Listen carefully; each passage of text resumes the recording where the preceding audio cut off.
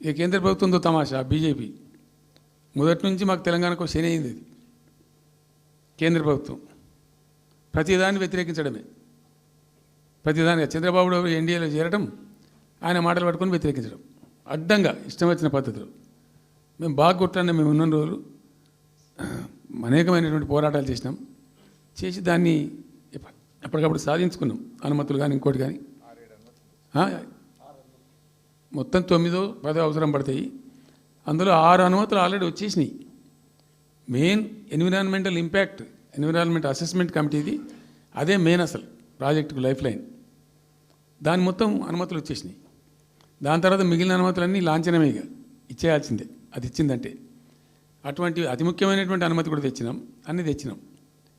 అన్నీ వచ్చిన తర్వాత కేంద్ర ప్రభుత్వం మొన్న చంద్రబాబు నాయుడు ఎంపీలు అవసరం ఉంది కదా అక్కడ వాళ్ళకు. ఇప్పుడు ఇద్దరు ఎంపీలు అవసరం కదా, నితీష్ కుమార్, చంద్రబాబు నాయుడు.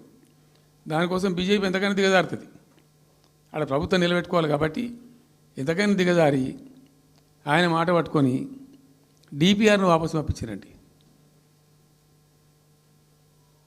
మేము ఉన్న రోజులు రాలే డిపిఆర్ వాపసు.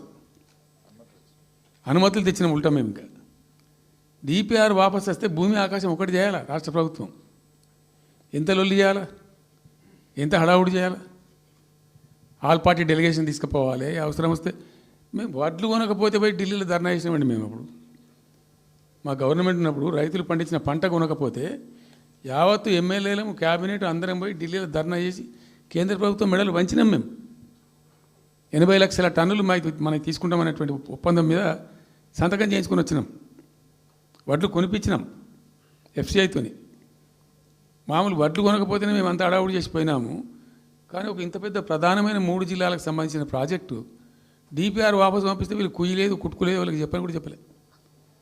తెలియదు ఎవరికి బయట.